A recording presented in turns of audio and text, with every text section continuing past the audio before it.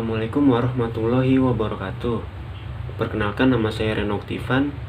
Di sini saya akan sedikit menjelaskan yaitu tentang ukuran tendensial sentral. Ukuran pemusatan data adalah suatu ukuran yang menetapkan suatu letak titik pada pemusatan, di mana ada kecenderungan dari variabel untuk mengarah ke titik tersebut. Setiap pengukuran aritmatika yang ditujukan untuk menggambarkan suatu nilai yang mewakili nilai pusat atau nilai sentral dari suatu gugus data atau himpunan pengamatan dikenal sebagai ukuran tendensi sentral. Artinya, suatu bilangan yang tunggal di mana dapat mewakili dari kelompok data tersebut. Ukuran pemusatan data meliputi rata-rata atau mean, modus, dan median.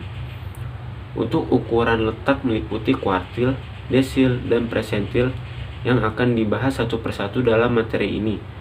Ukuran yang dapat dihitung dari kumpulan data dalam sampel dinamakan statistik. Apabila ukuran itu dihitung dari kumpulan data dalam populasi, maka dinamakan parameter. Bisa disimpulkan bahwa ukuran yang sama dapat bernama statistik atau parameter tergantung pada apakah ukuran dimaksud untuk sampel atau populasi, di mana dalam hal ini kelompok data yang berbeda mempunyai sifat dan karakter numerikal yang berlainan. Oleh karena itu, suatu pemusatan data bisa lebih baik dengan menggambarkan sekelompok data tertentu dari yang lain. Demikian penjelasan dari saya, selanjutnya akan disampaikan oleh teman saya. Terima kasih. Saya Demila Adriana Karmelia Putri. Kedua, ada mean. Rata-rata hitung atau aritmatik mean atau sering disebut dengan istilah mean merupakan metode yang paling banyak digunakan untuk menggambarkan ukuran tendensi sentral. Mean dihitung dengan menjumlahkan semua nilai data pengamatan, kemudian dibagi dengan banyaknya data. Simbol rata-rata untuk sampel X, sedangkan rata-rata untuk populasi disebut dengan simbol mu. Nilai X adalah statistik, sedangkan nilai mu adalah parameter untuk menyatakan rata-rata. Untuk mean sendiri dibagi menjadi dua, yaitu ada mean tunggal, mean data tunggal, dan mean data kelompok. Keduanya akan dijelaskan secara detail di bawah ini. A. Data tunggal. Mean merupakan suatu bilangan tunggal yang dapat digunakan untuk mewakili nilai pusat dari sebuah distribusi tertentu. Beberapa orang lebih akrab dengan istilah rata-rata dibanding rata-rata hitung. Ketika sekelompok data rata-rata artinya nilai dari rata-rata hitung tersebut, secara teknis bisa disimpulkan bahwa suatu rata-rata dari sekelompok variabel yaitu jumlah nilai. Pengamatan dibagi dengan banyaknya pengamatan.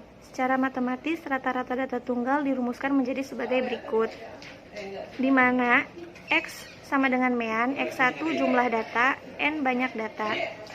Contoh soal, temukan mean dari hasil evaluasi dari 5 mahasiswa yang dipilih secara acak, yang memperoleh nilai sebagai berikut, 50, 60, 80, 90, dan 95. Penyelesaiannya, sehingga rata-rata atau mean dari data di atas adalah 75. Assalamualaikum warahmatullahi wabarakatuh. Perkenalkan, nama saya Yulianti Darmawan. Di sini saya akan melanjutkan pemaparan materi dari teman saya sebelumnya. B. Data kelompok. Untuk rata-rata kelompok berbeda dengan rata-rata tunggal dalam rumus, tetapi sama dalam pengertian penyelesaiannya. Dalam hal ini, data kelompok berkaitan dengan data distribusi frekuensi yang sudah dibahas di materi sebelumnya. Data kelompok biasanya data yang lebih banyak, sehingga akan menjadi lama dalam penyelesaiannya dengan rumus data tunggal. Dalam memilih ukuran pemusatan, ciri-ciri dari masing-masing ukuran dan data yang tersedia harus diperhatikan suatu ringkas tentang perbandingan ciri masing-masing ukuran, dengan beberapa ciri yang penting. Antara lain, 1. Nilainya dipengaruhi oleh nilai observasi. 2. Nilainya dapat menyimpang terlalu jauh karena adanya nilai ekstrim, sehingga dalam distribusi ada kecondongan yang jelek, sehingga mean tersebut bisa kehilangan makna. Yang ketiga, ada mean sendiri tidak bisa dihitung dari distribusi apabila kelas tersebut merupakan kelas terbuka. Yang keempat, ada ukuran ini paling dikenal karena sering digunakan, sehingga penjelasan panjang tentang arti rata-rata hitung tidak diberikan. Kemudian ketiga, ada rata-rata ukur atau geometric mean. Rata-rata ukur atau geometrik adalah rata-rata yang diperoleh dengan mengalihkan semua data dalam suatu kelompok sampel, kemudian diakar pangkatkan dengan banyaknya data sampel tersebut. Karena mengikuti proses akar pangkat, maka apabila terdapat unsur data yang bernilai negatif, rata-rata ukur tidak bisa dilakukan. Untuk rata-rata nilai ukur geometrik merupakan sekelompokan dari nilai n, di mana akar pangkat ke n dari hasil perkalian nilai-nilai datanya.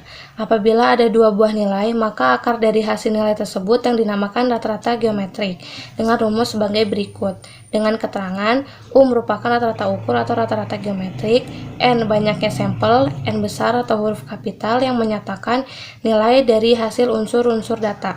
Rata-rata geometrik sering digunakan dalam bisnis dan ekonomi untuk menghitung rata-rata tingkat perubahan, rata-rata tingkat pertumbuhan, atau rasio rata-rata untuk data berurutan tetap atau hampir tetap, atau untuk rata-rata kenaikan dalam bentuk persentase.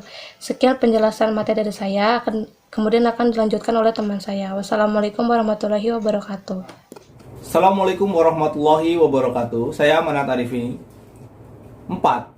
Rata-rata harmonik. Rata-rata harmonik atau harmonic average adalah rata-rata yang dihitung dengan mengubah semua data menjadi pecahan, di mana nilai data dijadikan sebagai penyebut dan pembilangnya adalah 1. Kemudian, semua pecahan tersebut dijumlahkan dan selanjutnya dijadikan sebagai pembagi jumlah data. Rata-rata harmonik sering disebut juga dengan kebalikan dari rata-rata hitung aritmatik. Nilai rata-rata harmoni memiliki pengertian bahwa suatu rata-rata yang dihitung dengan pola mengubah semua data menjadi sebuah pecahan, yang mana nilai dari data tersebut dijadikan sebagai suatu penyebut. Kemudian, pembilangnya adalah 1 dan semua pecahan yang dimaksud dijumlahkan. Kemudian, dijadikan sebagai suatu pembagi dari sejumlah data, di mana H adalah rata-rata harmonik, N adalah banyaknya data, dan XI adalah nilai data ke I. Secara umum, rata-rata harmonik jarang digunakan. Rata-rata ini hanya digunakan untuk data yang bersifat khusus. Misalnya, rata-rata harmonik sering digunakan sebagai ukuran tendensi sentral untuk kumpulan data-data yang menunjukkan adanya laju perubahan, seperti kecepatan. 5. Rata-rata kuadrat atau quadratic mean. Sering juga disebut dengan root mean square. Rata-rata kuadrat dihitung dengan mengkuadratkan rata-rata kuadrat.